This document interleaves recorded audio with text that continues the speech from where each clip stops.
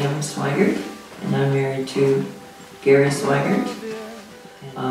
I was born into a Christian family, and I was always taken to church and Sunday school, and always felt I knew God, but I would say it was when I was 13 that I accepted Him as my Savior, not my family or not my mom and dad's, but as mine.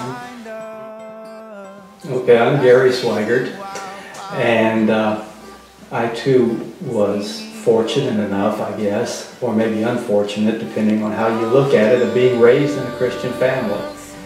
Grandparents, great-grandparents. I had the privilege of having great-grandparents living up until I was in my middle teens or late teens, and always was a godly influence in my life. But I remember a junior high camp that I went to, just a day camp, and we were doing all kinds of games and activities that they try to keep the teenagers involved in. Then we went into the chapel for a little bit. A speaker come in and talked to us, and he got finished up and said, if you want to stay here for a little bit and pray or whatever. And some of my friends said, well, let's go back in and get that volleyball game going. I said, no, I need to stay for a little bit. And it was right then, and I just really felt that Jesus was making a call upon my life. And I gave Him my life right then. And we grew up together, knowing each other. When the family moved up here from Indiana, we went to attend the same church that Pam did. And so we knew each other. And then late in high school, we started dating, and we knew.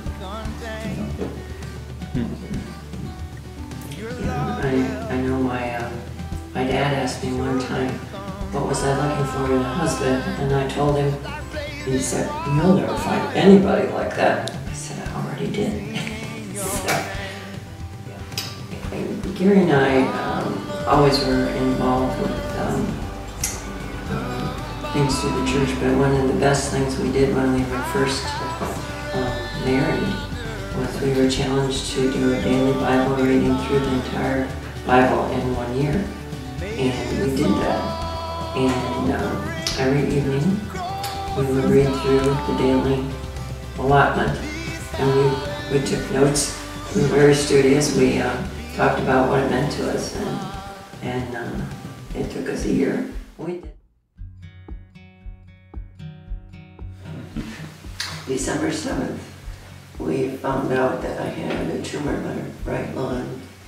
It was quite large, and that I would do a CT scan the next day. People's lives come to forks in the road, and you never know what's going to take place tomorrow. And Pam hadn't been feeling real well, been suffering from a cough and some nasal drip, and just not feeling a lot of energy. And through a series of tests, she was diagnosed with stage 4 melanoma. Given a 30 to 40% chance of treatment might work, and if it didn't work, she would have a life expectancy of 6 to maybe 8 months. And Pam had her Jacob moment with God, where she wrestled with Him. She was in prayer and she was wrestling with God. And she had this vision of God holding her in the palm of His left hand and covering her with His right hand and telling her it's going to be okay. I knew that if I trusted Him, He's always done what's best for me. And if best was heaven, there's nothing wrong with that. If best was stay here longer, then that was fine too. The test continued, and the cancer was more intense than what we anticipated and what we thought. There were some bone issues, liver, and other spots in her body. And the doctor wasn't real optimistic, but he said this is where we start. And there was the possibility of doing a clinical trial in which they could get more information and maybe help people down the road. And you don't like to hear that, because you're thinking, well, I'll be a guinea pig and I'll help somebody else. It may not do me any good. But the church came around us and laid hands on Pam and prayed for this whole ordeal. And at that time, it did not look very good. But we went up there, we could have driven through any kind of a blizzard between here and Madison. We were so uplifted and felt so much support. And a church family, nobody can understand what a church family is until, I mean, if you're in a situation where they gather around you, and the prayer support has just been so felt on our side and so much appreciated.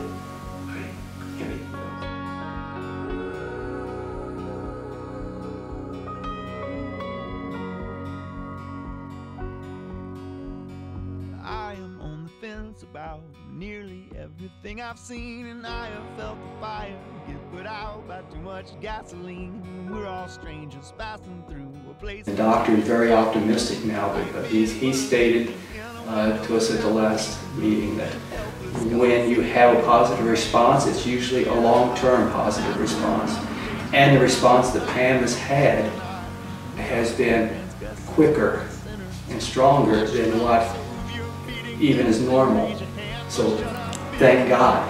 I mean, we see that as His hand working along with the doctors and the medicine that is available. I've learned to just give God all my worries, all my burdens, and just let Him handle them, because I'm at peace with whatever He decides.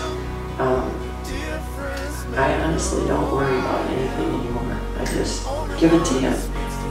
From the big to the small and everything in between, I don't worry about it anymore, because it's not worth it. I can't extend my life by worrying, and just let God have it. And usually, you know, I'll pray about something, and then next thing I know, it's fixed. It's just great. And I pray about lots of things, and God is just so personal. He just takes care of you. And it's awesome. It's awesome. I wasn't always as optimistic as what Pam has been in this trial and this adversity in our life. But again, trusted Christ and God, and knowing that, number one, nothing surprises Him. There is nothing that happens to any of us that takes God off guard. And He tries to figure out, what am I going to do now? He knows every path we will walk, and that He is sovereign.